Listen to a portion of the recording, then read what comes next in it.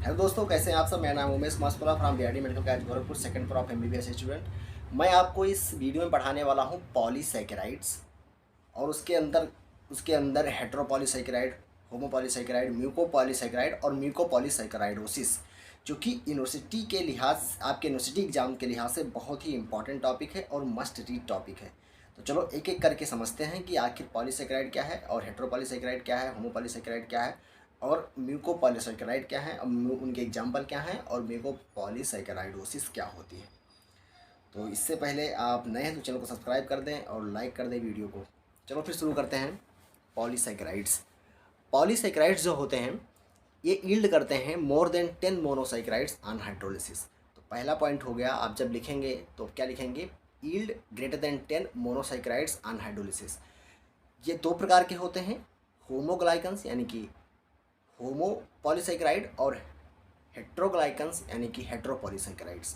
होमोग्लाइकन्स में क्या होता है, single type of monosaccharides unit होती है। वहीं जैसे कि एग्जांपल है स्टार्च, स्टार्च हुआ, ग्लाइकोजन हुआ, काइटिन है। इसको हम एक एक करके पढ़ेंगे। तो पहला हम पढ़ रहे हैं, पहला एग्जांपल पढ़ रहे हैं starch. Starch carbohydrate of plant kingdom भी कहते हैं इसे। इसे क्या कहते हैं, कार्बोहाइड्रेट ऑफ प्लांट किंगडम।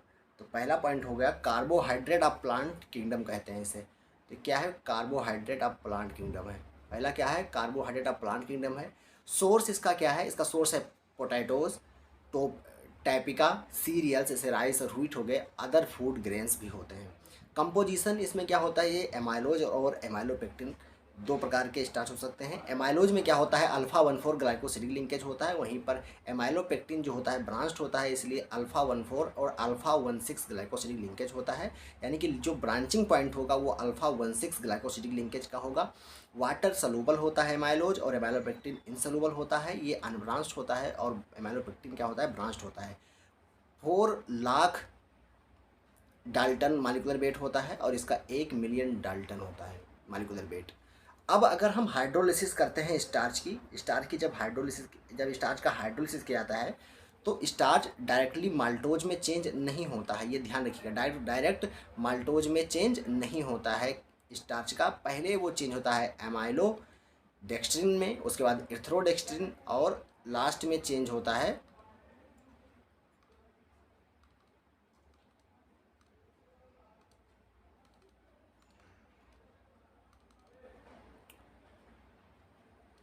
किस में चेंज होता है,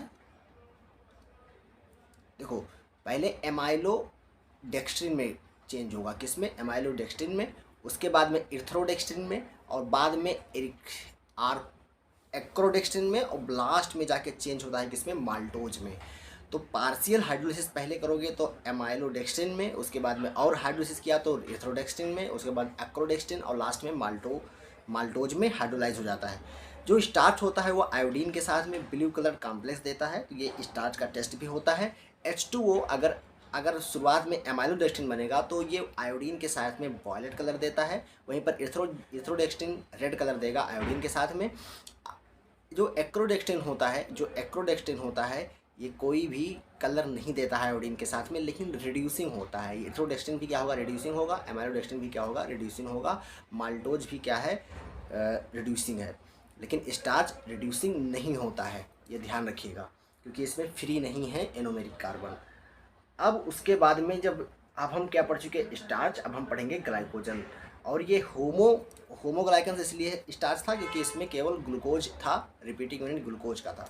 अभी यहीं पर ग्लाइकोजन है, ग्लाइकोजन भी रिपीटिंग यूनिट ग्लूकोज होता है। रिजर्व कार्बोहाइड्रेट होता है एनिमल में, तो एनिमल में रिजर्व कार्बोहाइड्रेट होता है, stored in liver and muscle. Alpha 1,4 और अल्फा 1,6 दोनों प्रकार के लिंकेज पाए जाते हैं, तो ये ब्रांच्ड होता है। Glycogen is more branched and compact than amylopectin, तो एमाइलोपेक्टिन से ज़्यादा कॉम्पैक्ट और ब्रांच्ड होता है आपका ग्लाइकोजन। तो ये पॉइंट हो गया। उसके बाद में सेल्लोज पढ़ते हैं। सेल्लोज जो होता है वो बीटा 1,4 ग्लाइकोसिडिक लिंकेज होता है इसमें, यानी कि इसमें भी ग्लूकोज होगा तो बीटा 1,4 ग्लाइकोसिडिक लिंकेज होगा, पहला पॉइंट हो गया। हाइड्रोलाइज बाई सेल्लोबायोज द्वारा ये क्या होता है, हाइड्रोलाइज होता है। Can not be digested in human body में इसका डाइजेशन नहीं होता है। बैक्टीरिया और गाय भैंस करती हैं डाइजेशन, ह्यूमन में नहीं होता है। अब इनुलिन है, इनुलिन तुम्हारा डहेलिया के रूट से प्राप्त होता है। ये इसमें जो ये पॉलीमर है, इसे अभी तक जितने पढ़े वो सब ग्लूकोज के बने थे, लेकिन ये किसका बना है? डी फ्रक्टोज का। ध्यान रखना किसका बना है? डी फ्रक्टोज का। इसमें बीटा 1 टू ग्लाइकोसिडिक लिंकेज होता है। तो बीटा 2 में आ गया, एक सेलुलोज में और दूसरा इनुलिन में। इनुलिन में, एक सेलुलोज में बीटा 1,4 था और इसमें बीटा 1,2 है। ये रीनल क्लियरेंस में यूज होता है इनुलिन का। तो ये ध्यान रखिएगा, ये आगे आप पढ़ेंगे जब आप रीनल फंक्शन टेस्ट यानी किडनी फंक्शन टेस्ट पढ़ेंगे वहाँ भी, और आप फिजियोलॉजी में जब आप जीएफआर पढ़ेंगे तो जीएफआर को कैलकुलेट करने के लिए इनुलिन का प्रयोग होता है। और भी चीज़ें होती हैं लेकिन इनुलिन उसमें सबसे बेस्ट होता है क्योंकि इसका क्लियरेंस सबसे बढ़िया होता है। तो रीनल क्लियरेंस में इनुलिन का यूज होता है। उसके बाद में डेक्स्ट्रन है। डेक्स्ट्रन में ध्यान रखिएगा, डेक्स्ट्रन में 3 प्रकार के लिंकेज पाए जा रहे हैं, 16, 14 और 13। तो 3 प्रकार के लिंकेज है, 16, 14 एंड 13 लिंकेज ग्लाइकोसिडिक लिंकेज होता है। प्लाज्मा बैलूम एक्सपेंडर है, तो ये भी इंपॉर्टेंट पॉइंट है। प्लाज्मा बैलूम एक्सपेंडर है यानी कि हाइपोबैलूमिक शाक के दौरान इसको यूज कर सकते हैं। अगर किसी को हाइपोबैलूमिक शाक हुआ तो हम उसको डेक्स्ट्रन का घोल पिला देंगे, तो क्या होगा, जो प्लाज्मा का बैलूम होगा उसको एक्सपेंड कर देगा, इससे शॉक क्या हो जाएगा? प्रिवेंट हो जाएगा। अगला एग्जांपल है काइटिन। काइटिन तुम्हारा exoskeleton of insect and crustaceans. Crustaceans का एक्सोस्केलेटन बनाता है, तो इंसेक्ट और क्रस्टेशियन का एक्सोस्केलेटन बनाता है। ये बना होता है N acetyl glucosamine. N acetyl glucosamine का इसमें रिपीटिंग यूनिट क्या होती है? N acetyl glucosamine. Beta 1,4 glycosidic linkage होता है इसमें एन एसिटिल ग्लूकोसामाइन का। उसके बाद में अगला पढ़ेंगे हेट्रोग्लाइकन्स। अब हम आ गए हेट्रोग्लाइकन्स पे। ये भी इम्पॉर्टेंट टॉपिक है, इस पे भी 60 नोट आ जाता है, तो आप लोग ध्यान से पढ़िएगा और ध्यान से इसको जाके करिएगा। हेट्रोग्लाइकन्स में एग्जाम्पल देखेंगे तो एगार एंड एगारोज हैं, और दूसरा एग्जाम्पल है म्यूकोपॉलीसैकेराइड। एगार एंड एगारोज आप लोग पढ़ के आए होंगे कि मीडिया कल्चर में यूज होता है, तो क्यों यूज होता है उसके बारे में यहाँ पर देखेंगे। जो एगार और एगारोज है, देखो एगार जो है वो सीवीड से प्राप्त होता है। कहाँ से प्राप्त होता है? सीवीड से। तो पहला पॉइंट हो गया, सीवीड से प्राप्त होगा, ठीक है, सॉरी ज़्यादा ही कलर हो गया। एगार जो प्राप्त होता है, एगार और एगारोज में डिफरेंस है, ये ध्यान रखिएगा। एगार जो प्राप्त होता है सीवीड से गैलेक्टोज, ग्लूकोज और अदर शुगर से मिलकर बना होता है। तो किससे मिलकर बना होता है? Galactose, glucose and other sugars. ये can not digested by bacteria, hence use in culture. Bacteria द्वारा ये डाइजेस्ट नहीं होता है, इसीलिए इसको कल्चर मीडियम में यूज करते हैं, क्योंकि बैक्टीरिया इसको डाइजेस्ट नहीं कर पाएगा, तो इसमें बैक्टीरिया ग्रो कर सकता है। वहीं पर जो एगारोज होता है वो उसमें गैलेक्टोज तो होता ही है, साथ में 3,6 एनहाइड्रोगैलेक्टोज भी होता है। तो गैलेक्टोज प्लस 3,6 एनहाइड्रोगैलेक्टोज मिला के बनाता है एगारोज, और ये मैट्रिक्स फॉर इलेक्ट्रोफोरेसिस के लिए मैट्रिक्स की तरह काम करता है। तो मैट्रिक्स फॉर इलेक्ट्रोफोरेसिस होता है। अब हम अपने मेन टॉपिक पे आते हैं, म्यूकोपॉलीसैकेराइड्स। म्यूकोपॉलीसैकेराइड्स को गैग भी कहते हैं, ग्लाइकोज अमीनो ग्लाइकन्स भी कहते हैं, या इन्हें हेट्रोपॉलीसैकेराइड के नाम से भी जा सकता है। तो आपको क्वेश्चन किसी भी नाम से आ सकता है, म्यूकोपॉलीसैकेराइड, गैग, ग्लाइकोज अमीनो ग्लाइकन्स या हेट्रोपॉलीसैकेराइड। तो गैग आपका क्या है? ग्लाइकोज अमीनो ग्लाइकन्स है। हेट्रोपॉलीसैकेराइड भी इन्हें कहते हैं, ठीक है। तो ये पॉइंट हो गया म्यूकोपॉलीसैकेराइड्स के। इसमें क्या होता है? Amino sugar plus amino acid की रिपीटिंग यूनिट होती है। अमीनो शुगर हो सकता है ग्लूकोसामाइन एंड गैलेक्टोसामाइन, ग्लूकोसामाइन और गैलेक्टोसामाइन। वहीं पर अमीनो एसिड क्या हो सकता है? डी ग्लूकुरोनिक एसिड और एल आइडोरेनिक एसिड। तो जो amino sugar plus amino acid क्या होगा? अमीनो शुगर तुम्हारा हो सकता है ग्लूकोसामाइन, गैलेक्टोसामाइन। वहीं पर अमीनो एसिड हो सकता है two glucuronic acid and L iduronic acid. अभी हम आपको जब लास्ट में बता देंगे कैसे याद करना है क्या किस में है, तो आप लोग इसके लिए परेशान मत होइएगा, आपको सब याद हो जाएगा। बस केवल आपको नाम याद करना है, एग्जाम्पल याद करना है। इम्पॉर्टेंट प्रॉपर्टीज़ देख लेते हैं, और इम्पॉर्टेंट प्रॉपर्टीज़ जो होती है वो इस कारण होती है क्योंकि इस पर निगेटिव ग्रुप्स होते हैं। निगेटिव ग्रुप्स कौन कौन से होते हैं? कार्बोक्स या तो CO- होगा, कार्बोक्सिल या सल्फेट ग्रुप होगा, और एसिटिल होता है। 3 ग्रुप जो हैं होते हैं इस पे, जो नेगेटिव ग्रुप हैं। इसके कारण दो इम्पॉर्टेंट फंक्शन हो जाता है नेगेटिव ग्रुप का। पहला क्या काम करते हैं? Slippery action of hyaluronic acid. जो हाइलोरेनिक एसिड होता है उसमें स्लिपरी एक्शन प्रोवाइड करवाता है नेगेटिव आयन, और म्यूकस में स्लिपरी एक्शन प्रोवाइड करता है। तो हाइलोरेनिक एसिड और म्यूकस में स्लिफरी एक्शन प्रोवाइड करवाता है, वहीं पर शॉक एब्जॉर्बर की तरह भी काम करता है। तो ये शॉक एब्जॉर्बर की तरह भी काम करते हैं और स्लिफरी एक्शन भी कॉज करते हैं। ठीक है, शॉक एब्जॉर्बर और slippery action in the hyaluronic acid and mucus membrane. अब हम एक एक को लेके एग्जाम्पल पढ़ेंगे और देखेंगे वो किससे बनी हुई हैं, साथ में उनका फंक्शन देखेंगे और किस में प्रेजेंट है ये देखेंगे। तो पहला एग्जाम्पल है हाइलोरेनिक एसिड। हाइलोरेनिक एसिड जो होता है वो तुम्हारा एन एसिटिल ग्लूकोसामीन और प्लस डी ग्लूकोरोनिक एसिड से मिलकर बना होता है।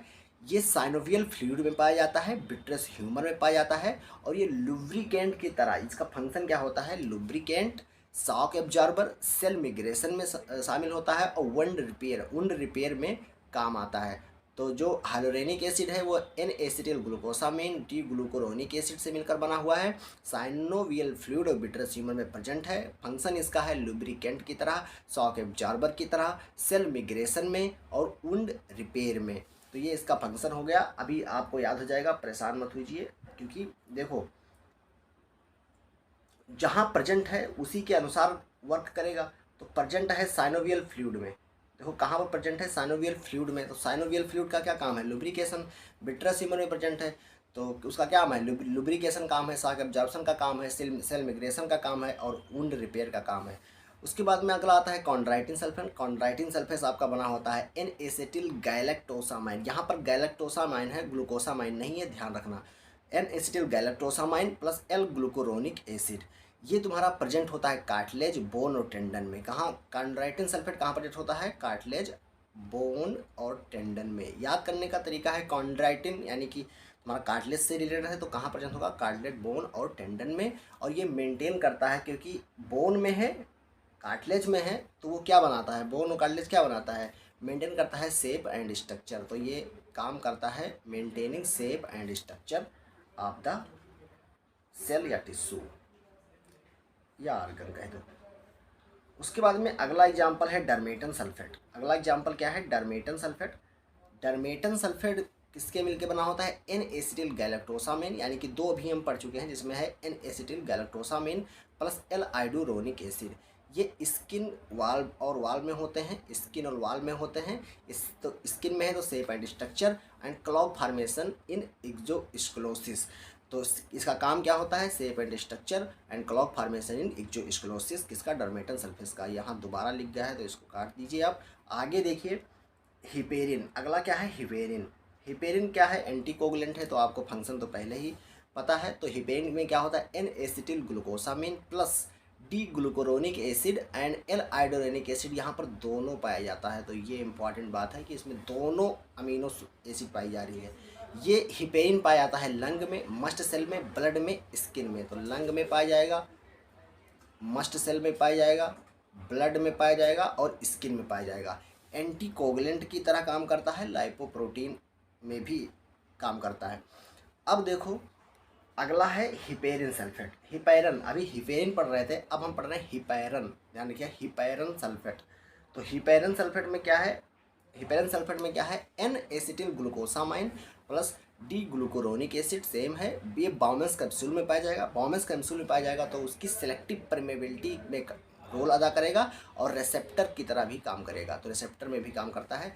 Creatine sulphate. क्रिएटिन सल्फेट तुम्हारा N acetyl glucosamine plus galactose. ध्यान देना, यहाँ पर गैलेक्टोज है, यानी कि ये ट्रू गैग नहीं है। ध्यान देना, क्रिएटिन सल्फेट नॉट ये ट्रू गैग, क्योंकि इसमें गैलेक्टोज पाया जा रहा है अमीनो एसिड की जगह। तो N acetyl glucosamine plus galactose, ये तुम्हारा कार्निया में पाया जाता है टाइप फर्स्ट और कार्टिलेज में पाया जाता है टाइप सेकेंड। कार्निया में टाइप फर्स्ट और कार्टिलेज में टाइप सेकेंड।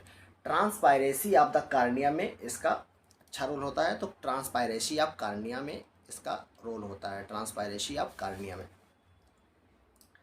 अब हम कुछ याद करने की इसकी ट्रिक देख लेते हैं। CDH याद रखना, क्या रखना, CDH, यानी कि ये कमीने हैं। CDH क्या है, कमीने हैं और ये अलग अलग रखते हैं। तो C और D यानी कि कॉन्ड्राइटिन सल्फेट और डर्मेटिन सल्फेट में एन एसिटिल गैलेक्टोसामाइन पाया जाता है।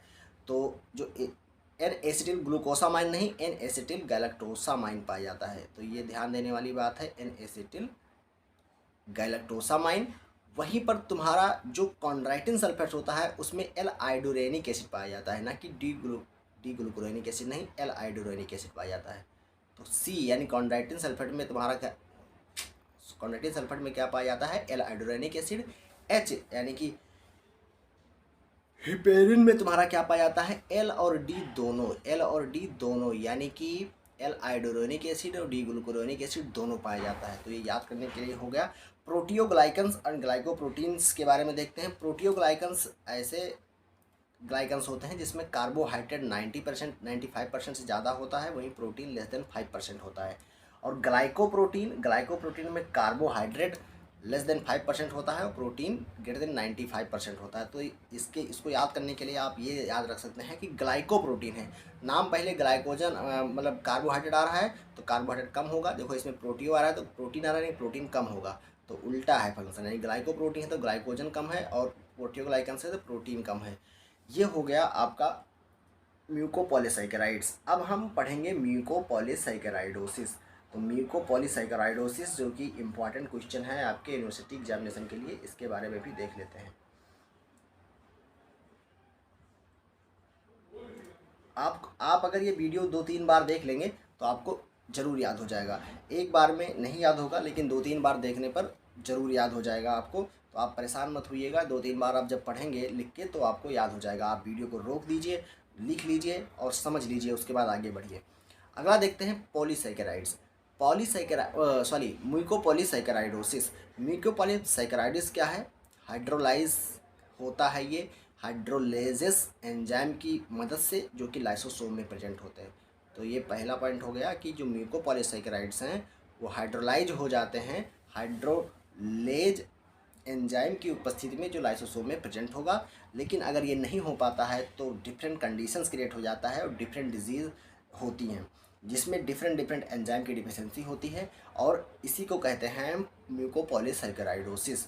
म्यूकोपॉलीसैकेराइडोसिस जो म्यूकोपॉलीसैकेराइड्स होते हैं वो कई प्रकार के होते हैं, जैसे टाइप 1, 2, 3, 4, 5 नहीं होता है, 6 होता है, 7 होता है, फिर 8 नहीं होता है और 9, यानी कि 9 तक होगा लेकिन 5th और 8th टाइप के नहीं होते हैं।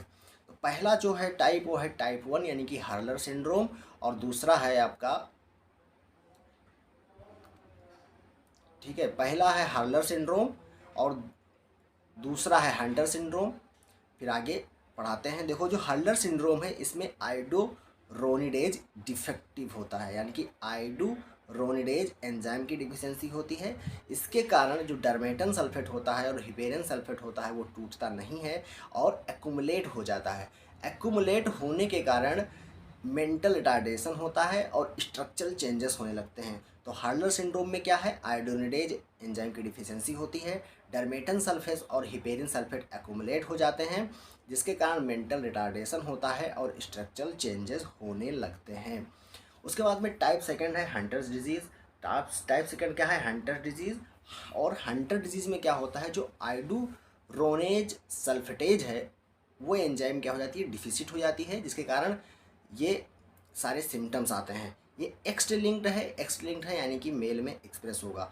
तो क्लिनिकल फीचर क्या होगा, डायसोस्टोसिस हो जाएगा, कॉर्नियल क्लाउडिंग हो जाएगा, शॉर्ट स्टेचर हो जाएगा, शॉर्ट स्टेचर रह जाएगी बॉडी, और कोर्स फेशियल फीचर हो गए, फेशियल फीचर कोर्स हो जाएगा, और मेंटल रिटार्डेशन होगा, जॉइंट कॉन्ट्रक्चर होगा। तो क्या होगा इसको आप ध्यान रखिएगा, आयोडोनेज सल्फेटेज एंजाइम की डिफिशियंसी है हंटर डिजीज़ में या हंटर सिंड्रोम में। एक्स लिंक्ड मेल में होता है ज़्यादातर, डायसोस्टोसिस हो जाता है, कॉर्नियल क्लाउडिंग हो जाता है, शॉर्ट स्टेचर रह जाता है, कोर्स फेशियल फीचर्स होते हैं, मेंटल रिटार्डेशन होता है और जॉइंट कॉन्ट्रक्चर होता है। तो ये कुछ फीचर हो गए पहचानने के लिए हंटर डिजीज़ को।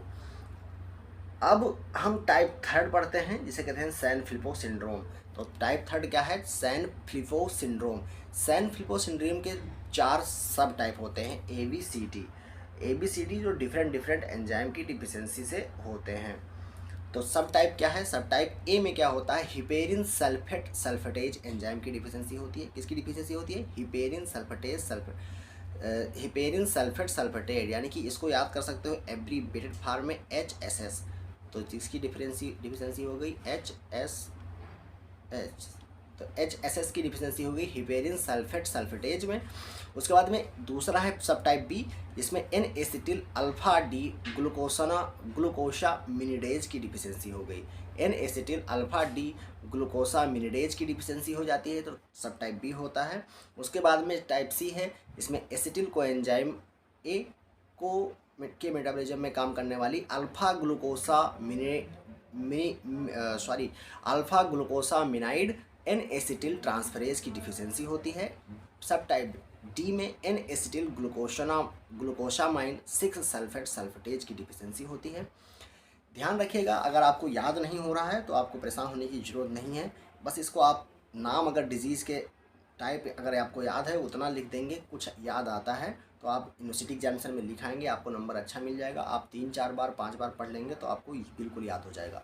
ध्यान रखिएगा, जो सैन-फिलिपो सिंड्रोम है, सैन-फिलिपो सिंड्रोम और हंटर सिंड्रोम में यही डिफरेंस है कि इसमें जो सैन-फिलिपो सिंड्रोम होता है इसमें कोई कार्नियल क्लाउडिंग नहीं होती है। नो कार्नियल क्लाउडिंग, नो हिपेटोस्प्लीनोमेगैली, यानी कि लीवर और स्प्लीन का साइज बढ़ेगा नहीं, कोर्स फेशियल फीचर नहीं होगा। तो 3 फीचर जो हंटर सिंड्रोम के थे वो इसमें नहीं होते हैं, और जो सभी बचे वो हंटर सिंड्रोम का डिस्टोसिस था, और क्या था उसको यहाँ से ध्यान कर लीजिएगा, डिस्टोसिस था, कोर्स फेशियल फीचर था, हिपेटोस्प्लेनोमेगैली, कॉर्नियल क्लाउडिंग, और ये सब शॉर्ट स्टेचर था। ये सब चीज़ें होंगी, लेकिन ध्यान देना, हिपेटोस्प्लेनोमेगैली, कॉर्नियल क्लाउडिंग और कोर्स फेशियल फीचर को छोड़ के जितने भी ये सिम्टम ये दिए हुए हैं आपके joint contracture, mental retardation, coarse facial feature, short stature, corneal clouding, ये सब मतलब ये जॉइंट कॉन्ट्रक्चर, मेंटल रिटार्डेशन होगा, शॉर्ट स्टेचर होगा, लेकिन coarse facial feature, corneal clouding और हिपेटोमेगैली यानी कि हिपेटोस्प्लेनोमेगैली नहीं होगा।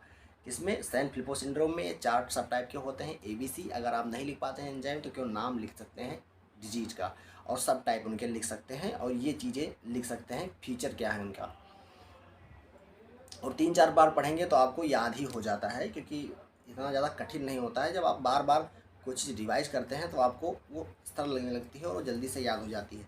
अब टाइप 4 देखते हैं, इसमें भी टाइप A एंड B है। टाइप A में तुम्हारा गैलेक्टोसामाइन 6 सल्फेटेज की डिफिशियंसी होती है। टाइप B में गैलेक्टोसाइडेज की डिफिशियंसी होती है, जिसके कारण क्रेटिन सल्फेट एक्युमुलेट हो जाता है। नॉर्मल मेंटल कंडीशन होता है, इसमें ध्यान रखिएगा, नॉर्मल मेंटल कंडीशन होता है with severe deformities. Severe deformities होता है, लेकिन मेंटल कंडीशन क्या होता है, नॉर्मल होता है। मॉर्क्यू डिजीज़ में इसे कहते हैं मॉर्क्यू डिजीज़, तो इसे क्या कहते हैं, मॉर्क्यू डिजीज़। यह है मॉर्क्यू डिजीज़। उसके बाद में टाइप 5 होता नहीं है, टाइप 6 आ गया आपका मार्ट्यूक्स लैमी सिंड्रोम। किसे क्या कहते हैं, मार्ट्यूक्स लैमी सिंड्रोम। इसमें एंजाइम की डिफिशियंसी होती है गैलेक्टोज एमाइन 4 सल्फेटेज, गैलेक्टोज एमाइन 4 सल्फेटेज की डिफिशियंसी होती है। उसके बाद में टाइप 7 में आते हैं, जिसे कहते हैं स्लाइड डिजीज़। स्लाइड डिजीज़ में तुम्हारा ग्लूकुरोनिडेज एंजाइम की डिफिशियंसी होती है। और वहीं पर टाइप 9 देखें तो टाइप 9 तुम नाइटोबिज डिजीज़ कहते हैं। इसमें हाइलुरोनिडेज एंजाइम की डिफिशियंसी होती है, यानी कि हाइलोरेनिक एसिड बढ़ जाएगी। देखो, आपको एक बार में याद नहीं होगा, 2-3 बार आपको पढ़ना होता है तभी याद होता है। वीडियो को रोक के आप इसको लिख लीजिए और उसके बाद में बार बार रिवाइज करते रहेंगे तो आपको याद हो जाएगा। वीडियो अच्छा लगा हो तो लाइक कीजिएगा, और thank you for watching the video. और हमारे चैनल पे आने के लिए जो नए हैं वो चैनल को सब्सक्राइब कर दें, लाइक करना ना भूलें। धन्यवाद, बहुत बहुत शुक्रिया लाइक करने के लिए।